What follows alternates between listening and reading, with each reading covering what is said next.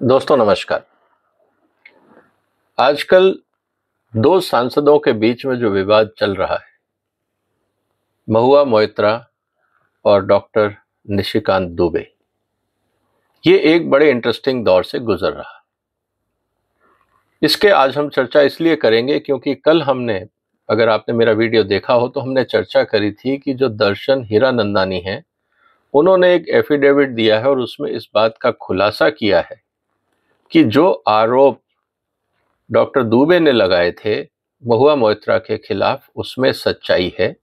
उनके पास ऑफिशियल पास में जो उनकी मेल अकाउंट है उसका पासवर्ड है।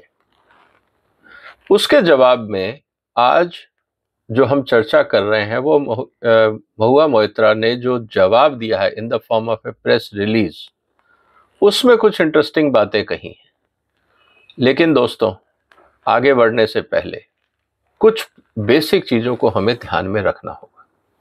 पहला, चाणक्य ने कहा है कि अगर सब कुछ खराब हो रहा है, अगर सब तरफ से परिस्थितियां खराब हैं, आप परेशान हैं, दिमाग काम नहीं कर रहा है, तो सबसे इंपॉर्टेंट चीज है कि आप धैर्य रखें, पेशेंस रखें।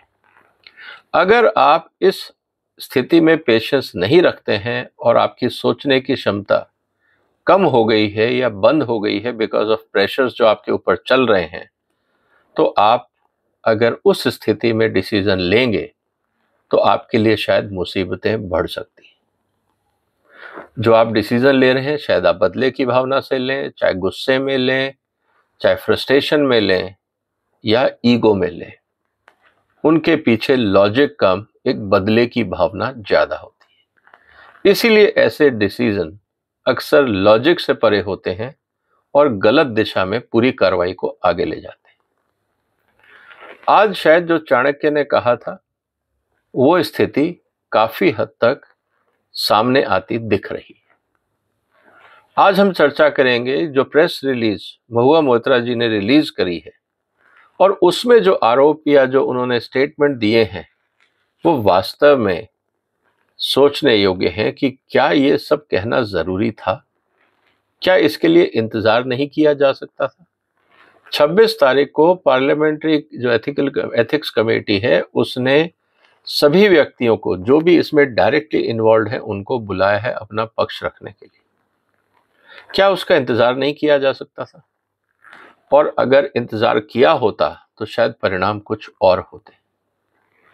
तो दोस्तों, जब वो निर्णय आएगा, जो परिणाम आएंगे, उसकी हम चर्चा बाद में करेंगे। लेकिन आज जो प्रेस रिलीज है महुआ मोइत्रा की, उस प्रेस रिलीज की आज हम चर्चा करेंगे। आपसे निवेदन है कि आप इस वीडियो को शेयर करें और इस चैनल को सब्सक्राइब करें अभी तक अगर नहीं किया गया है। और इस घटनाक्रम पे हम लगातार नजर बनाए हुए हैं। आज ये चौथा एपिसोड है महुआ मोइत्रा और जो निशिकांत दुबे का पार्लियामेंट्री प्रिविलेज कमेटी या जो एथिक्स कमेटी है उसमें जो ये मामला गया है, इसका हम हर कदम पे एक विश्लेषण कर रहे हैं। पर्पस ये है कि हमें ये समझ में आए कि किस तरह से हिंदुस्तान के अलग अलग कानून और अलग अलग प्रावधानों में ये स्थिति उलझती जा रही है। तो दोस्तों, आगे बढ़ते हैं। आज ये चौथा वीडियो होगा। अगर आप पुराने देखना चाहते हैं तो हर वीडियो के आगे महुआ एपिसोड 1, 2, 3, 4 ये लिखा हुआ है। तो अगर आप शुरू से जानना चाहते हैं कि घटनाक्रम क्या हुआ, किन बातों की हमने चर्चा करी, आप दोबारा जाके वो देख सकते हैं। दोस्तों, 16/10 को हीरानंदानी ग्रुप की तरफ से एक स्टेटमेंट आया था। उन्होंने ये कहा था कि जो निशिकांत दुबे ने जो आरोप लगाए हैं वो सब बेबुनियाद है। ये फर्स्ट रिएक्शन उनके ऑफिशियल स्टेटमेंट की तरफ से था। लेकिन 19 तारीख को दर्शन हीरानंदानी ने दुबई से एक एफिडेविट रिलीज किया। उसकी चर्चा हम पिछले वीडियो में कर चुके हैं। आप जाके महुआ एपिसोड 3 में उसकी पूरी डिटेल विवेचना देख सकते हैं। उन्होंने वर्चुअली उस चिट्ठी में लिखी गई सारी बातों को एक्नॉलेज किया था कि हाँ, ये सब बातें वर्चुअली ठीक हैं। मेरे को ऑफिशियल अकाउंट का पासवर्ड दिया गया, मैंने मैडम को बहुत सारे गिफ्ट दिए, उनके घर का काम कराया, उनके ट्रैवल के खर्चे उठाए, वगैरह वगैरह। वो काफ़ी लंबी 3 पेज की चिट्ठी है। ये मतलब एफिडेविट है जिसकी चर्चा मैं डिटेल में कर चुका हूं। उस एफिडेविट के बाद महुआ मोइत्रा जी ने अपना जवाब दिया है, वो भी प्रेस रिलीज के माध्यम से। आज हम उसकी चर्चा करते हैं। उनका ये कहना है कि पहले तो आपने इस पे डिनाई किया, अब आप अप्रूवर बन रहे हैं, ऐसी क्या मजबूरी थी? उनका सवाल वाजिब है कि 2 दिन में आप अपना स्टैंड क्यों बदल रहे हैं। दूसरा, उन्होंने ये कहा कि आप एफिडेविट व्हाइट पेपर पे क्यों दे रहे, ऑफिशियल लेटर हेड पे क्यों नहीं दे रहे। देखिए दोस्तों, ये कोई बहुत जरूरी नहीं है कि आप लेटर हेड पे ही दें या ऑफिशियल पेपर पे ही दें। हाँ, उस कागज की ऑथेंटिसिटी जो लिखा गया है लिखने वाले ने और उसको सत्यापित करने वाले ने, अगर उस चीज की आप क्रेडिबिलिटी लेते हैं तो कोई भी कागज एज ए एफिडेविट काम कर सकता है। उदाहरण के लिए, जब आप वसीयत लिखते हैं और अगर कोई आदमी एक हिसाब से, अगर मैं ये कहूं कि सुसाइड नोट लिख के जाता है, तो क्या वो एफिडेविट होता है? लेकिन उसकी सत्यता हम मानते हैं। जब आप वसीयत लिखते हैं, आजकल हम रजिस्ट्री की बात कर रहे हैं, पहले तो रजिस्ट्री होती नहीं थी, लेकिन बहुत सारे ऐसे काम होते थे समाज में जिनको अगर 2 विटनेस हैं या परिवार के लोगों के सामने कोई चीज कही गई है या लिखी गई है या बोली गई है, उसको सत्य माना जाता था। लेकिन स्थिति आज दूसरी है। अब इंपॉर्टेंट जो सवाल है उस पर हम चर्चा करेंगे। करीब 7-8 मुद्दे हैं जिनको डिटेल में समझना जरूरी है। तो इसलिए दोस्तों, हो सकता है कि वीडियो थोड़ा लंबा हो, पेशेंस रखिएगा, लेकिन इंटरेस्टिंग पॉइंट है जिनको जानना जरूरी है। महुआ जी का ये कहना है कि जब दर्शन हीरानंदानी को ना सीबीआई ने बुलाया है ना एथिक्स कमेटी ने बुलाया है, तो ये एफिडेविट किसके लिए बनाया उन्होंने, किसके कहने पे बनाया, इसकी जरूरत क्या थी? अब दोस्तों, सवाल इस बात का है कि ये कौन डिसाइड करेगा कि एफिडेविट की जरूरत थी या नहीं थी। मुझे लगता है कि शायद दर्शन हीरानंदानी को उनके लॉयर्स ने और उनके जो पॉलिटिकल फ्रेंड्स हैं बॉम्बे में, और काफी हाई लेवल के काफी सीनियर पॉलिटिकल लोग हैं जो उनको गाइड कर सकते हैं, उन्होंने कहा होगा कि आप अपने मुद्दे को पहले ही क्लियर कर लो, नहीं तो आपके ऊपर भी लगातार लांछन लगेंगे और आप इस पूरे कचरे में, मुकदमे में उलझते जाएंगे। इसलिए बेहतर है कि आप अपनी स्थिति क्लियर करो, जो सच है वो लिख दो, ताकि बाद में अगर इन्वेस्टिगेशन हो, क्रॉस एग्जामिनेशन हो, तो आप ना फंसे। दोस्तों, ये भी हमें मानना होगा कि आज जितनी भी कार्रवाइयां होती हैं सबके डिजिटल फुटप्रिंट है। अगर आपने मैडम के लिए टिकट्स बुक कराई हैं तो ट्रैवल एजेंसी का डिटेल, फ्लाइट में कहाँ गए, किसने बुक कराई, पेमेंट डिटेल्स, आपने अगर पासवर्ड यूज किया है इंटरनेट एक्सेस करने के लिए, ऑफिशियल पार्लियामेंट का ईमेल अकाउंट, उसका डिजिटल फुटप्रिंट, हर चीज का डिजिटल फुटप्रिंट अवेलेबल होगा। तो अगर आप अभी आज डिनाई कर रहे हैं, कल ऐसा ना हो कि इन्वेस्टिगेशन में आप फंस जाएं और फिर स्थिति ज्यादा कॉम्प्लिकेटेड होगी। इसलिए बेहतर है कि जो सच्चाई है वो आप सामने रख दें। मुझे लगता है दोस्तों, इस एडवाइस के आधार पे ही दर्शन हीरानंदानी ने अपना एफिडेविट जारी किया। अब वो ऑफिशियल लेटर हेड पे नहीं था, पेपर पे था। ये भी हो सकता है कि उन्होंने अपने घर में या खुद ही इंटरनेट पे या किसी के कहने पे इंटरनेट पे, आज ईमेल जब आप भेजते हैं, किसी से ड्राफ्ट करवाया होगा, किसी को डिक्टेशन दी होगी या खुद ही किया होगा, और जाके दुबई में भारतीय उच्चायोग जो हमारा उच्चायोग है वहाँ पे काउंसलेट है, वहाँ जाके उसको सबमिट कर दिया। तो ये बात है। तो ये जो टेक्निकल पॉइंट उठाया गया है, इसके पीछे कोई बहुत बड़ा आधार नहीं है। एक आशंका हो सकती है लेकिन आधार नहीं। तीसरा पॉइंट जो महुआ मोइत्रा ने अपने स्टेटमेंट में कहा है, जो काफी गंभीर है, उन्होंने ये कहा है कि ये जो चिट्ठी है ये जोक है, ये जो एफिडेविट है ये जोक है, मैं इसको नहीं मानती। ये लगता है कि शायद प्राइम मिनिस्टर ऑफिस ने या बीजेपी की आईटी सेल ने ड्राफ्ट किया है और उसको प्रेस को रिलीज कर दिया है, क्योंकि ये चीजें उन्होंने तो, जो उनके मित्र हैं दर्शन हीरानंदानी, उन्होंने तो नहीं कही। ये स्टैंड लेके चल रही। अब सवाल ये है कि क्या इसके पीछे कोई उनके पास तथ्य हैं ये कहने के लिए कि ये पीएमओ या बीजेपी की आईटी सेल ने ड्राफ्ट किया है? क्योंकि हो सकता है कि कल बीजेपी दोबारा इन पे मानहानि का केस कर दे कि आप हमें बदनाम कर रहे हैं। तब उस स्थिति में क्या होगा? बगैर एविडेंस के सिर्फ परसेप्शन पे आप आरोप लगा रहे हैं। ये बात ठीक है कि आपको पॉलिटिकल राइवलरी है, लेकिन जब आप इस तरह के आरोप लगाते हैं तो इसका लीगल इम्प्लीकेशन आप पे रिवर्स भी आ सकता है। तो ऐसी स्थिति में हमेशा वही बोलना चाहिए जिसको आप बैकअप कर सकें, जिसके लिए आपके पास आधार हो या एविडेंस हो। नहीं तो स्थितियां आपके लिए और कॉम्प्लिकेटेड हो सकती हैं। उसके अलावा इन्होंने जो कहा था कि जो एफिडेविट में नाम आए थे शार्दुल श्रॉफ और उनकी वाइफ पल्लवी श्रॉफ का, उसको लेके इन्होंने कहा कि भाई दोनों भाइयों में जो सिरिल श्रॉफ और शार्दुल श्रॉफ हैं, इनमें लड़ाई हुई थी। दोनों समधी थे, एक दूसरे के खिलाफ लगातार काम करते रहे हैं।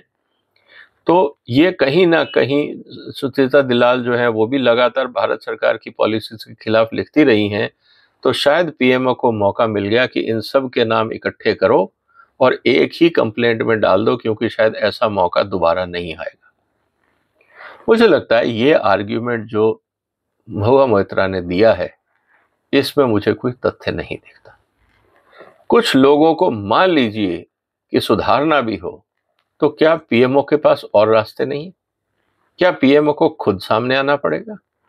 50 तरीके होते हैं सिस्टम में किसी भी ऑर्गेनाइजेशन या व्यक्ति को सुधारने के। उसमें पीएमओ खुद इन्वॉल्व हो, बीजेपी की आईटी सेल इन्वॉल्व हो, मुझे इसके पीछे लॉजिक नहीं दिखता।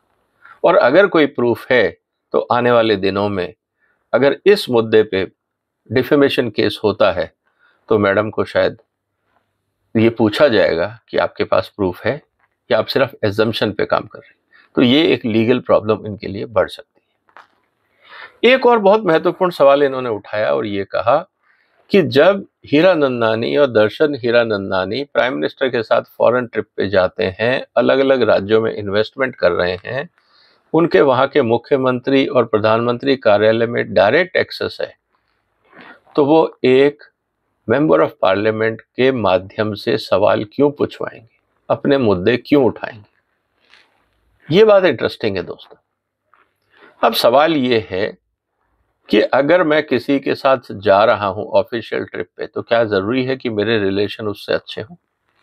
हम रोज देखते हैं आपके साथ लोग बहुत अच्छे ढंग से बात करेंगे, लेकिन पीछे जाके आपकी बुराई करेंगे, आपके साथ ट्रैवल करेंगे, आपके साथ लंच भी करेंगे, डिनर भी करेंगे, सब कुछ करेंगे, लेकिन अंदर ही अंदर घुटन होती है, अंदर ही अंदर किसी ना किसी रूप में एक बदले की भावना से लोग काम करते हैं। आपकी जिंदगी में भी होगा। हमने तो अपनी जिंदगी में बहुत देखा है कि लोग सामने कुछ और पीछे कुछ और इसको आपको एक्सेप्ट करना पड़ेगा आपके प्रोफेशनल कैरियर में।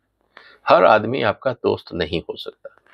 तो अगर दर्शन हीरानंदानी ने अगर अडानी के खिलाफ पार्लियामेंट में कुछ सवाल पूछे हैं जिससे मोदी सरकार को एम्बैरेसिंग सिचुएशन फील करनी पड़े, तो मुझे लगता है कि यहाँ पे ये लॉजिक इसलिए उचित नहीं बैठता कि ऑफिशियल काम अलग है, क्योंकि यहाँ पे नाम जा रहा है महुआ मोइत्रा। किसी को थोड़ी पता था कि ये दर्शन चिट्ठी लिख रहे हैं या दर्शन ने सवाल पूछे। सवाल इस बात का है कि ये एक तृणमूल कांग्रेस के एमपी ने सवाल पूछे हैं, मोदी के खिलाफ है, बीजेपी के खिलाफ है, तो ये सवाल लॉजिकल है। हाँ, एम्बैरेसिंग सिचुएशन हो सकती है, लेकिन दर्शन हीरानंदानी ने कहा कि मैं इस बात को मानता हूं कि मैंने इस तरह की हरकत करी। लेकिन दोस्तों, सबसे इंटरेस्टिंग चीज क्या है, महुआ मोइत्रा ने अभी तक नहीं माना कि मैंने पासवर्ड दिए थे। उन्होंने पिछली बार भी जब स्टेटमेंट दिया था तो यही कहा था कि बाकी एमपीज भी तो अपने पासवर्ड अपने पर्सनल स्टाफ के साथ शेयर करते हैं, मैंने अगर कर दिया तो कौन सी बड़ी बात है। तो दोस्तों, अब मुद्दा यह आएगा एथिक्स कमेटी के सामने, और इस पे जो स्थिति होगी वो उनको डिफेंड करना बड़ा मुश्किल होगा। इसके बाद उन्होंने ये कहा कि अगर दर्शन को अपनी स्टेटमेंट करनी थी तो प्रेस कॉन्फ्रेंस कर लेते, प्रेस कॉन्फ्रेंस करके इसको रीड आउट कर देते, अपने अकाउंट से ट्वीट कर देते। आपने ये जाके चिट्ठी काउंसलेट में दी और वहां से फिर ये मीडिया में आई, आप डायरेक्ट क्यों नहीं की? अब दोस्तों, सवाल इस बात का है कि ये दर्शन हीरानंदानी को किसी ना किसी ने तो एडवाइस किया होगा कि आप अपने पर्सनल अकाउंट को इस्तेमाल ना करें, आप इसको जैसे कानूनी कार्रवाई होती है उस रूप में जाएं, ताकि आगे उसके बाद अगर कोई इन्वेस्टिगेशन के लिए आपको बुलाए तो आपके पास तथ्य पूरे हों। बहुत बार डिजिटल डॉक्यूमेंट्स को रिलेवेंट एविडेंस नहीं माना जाता है क्योंकि उसमें टेम्परिंग होने की भी संभावना होती है। अब अगला सवाल जो इंपॉर्टेंट आता है कि जो इनके मित्र थे, जिस लॉयर की ये बात कर रहे हैं, जय देहाद्री, जिसने ये पूरा भंडाफोड़ किया महुआ मोइत्रा के, जो उनके पुराने करीबी मित्र थे, मैडम का ये कहना है कि पूरे सदन में 543 एमपी हैं, लेकिन इनको सिर्फ निशिकांत दुबे क्यों मिले। अब दोस्तों ये बहुत इंटरेस्टिंग चीज है। सबसे पहले तो हमें समझना होगा कि पार्लियामेंट का कानून ये बोलता है कि बगैर एमपी के आप ये कंप्लेंट सीधा एथिक्स कमेटी में या स्पीकर तक नहीं ले जा सकते। अगर आपको ले जाना है तो किसी ना किसी एमपी के हस्ताक्षर होंगे।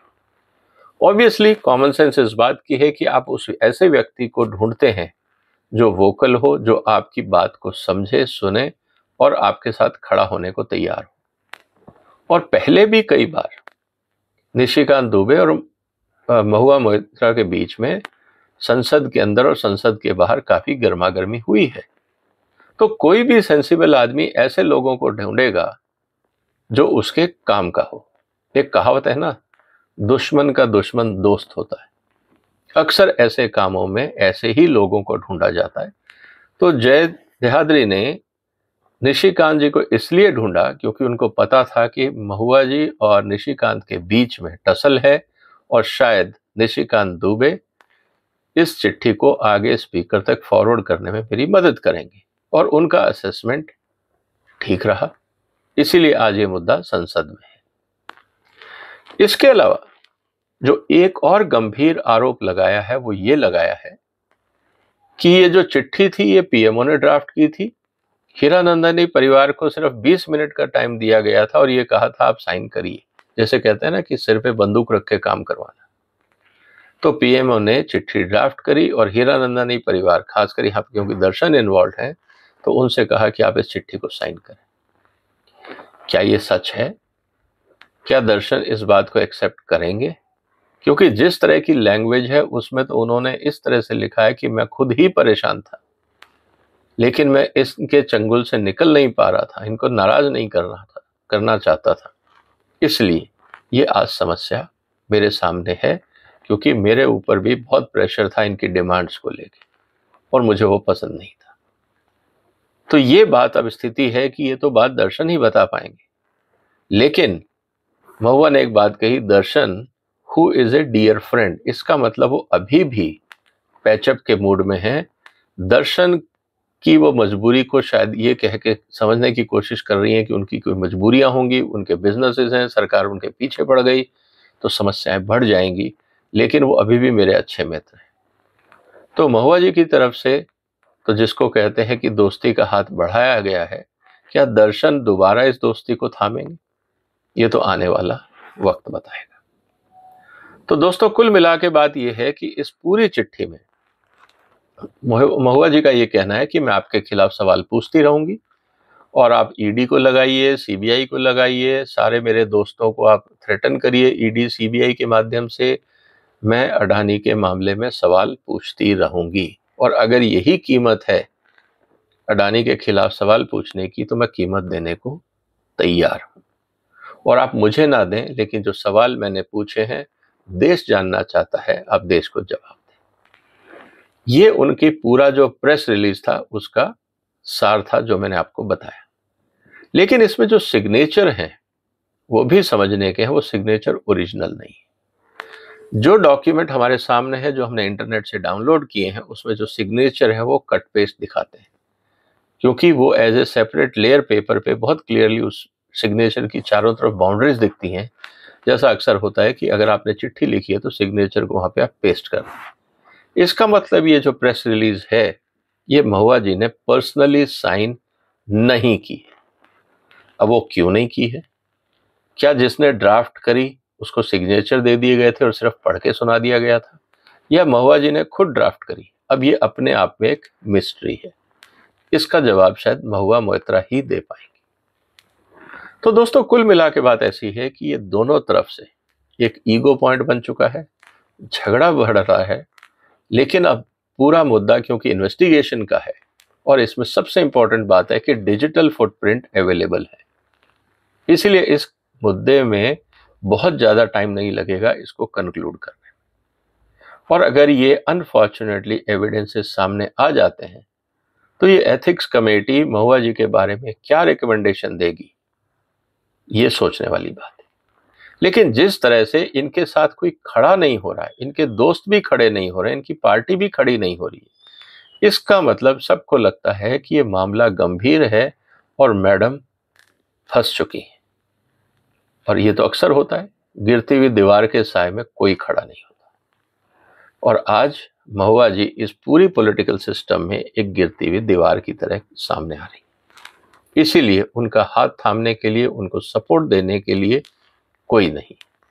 लेकिन दुख की बात यह है कि जिन लोगों को इनको इस समय सही एडवाइस देनी है, कहीं वो तो इनको नहीं भड़का रहे हैं कि आप लिखो, आप चुप मत बैठो, आप लगातार अपनी बात को रखते रहो, जनता के बीच में रखते रहो।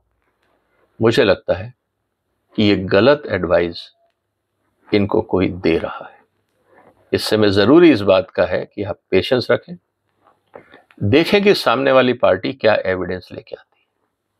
क्या निशिकांत दुबे एनआईसी के पास कोई एविडेंस है, या जो बात कही गई है दर्शन हीरानंदानी द्वारा और जो आपका शक है कि ये पीएमओ द्वारा चिट्ठी लिखी गई है, ये मुद्दा भी धीरे धीरे सामने आएगा।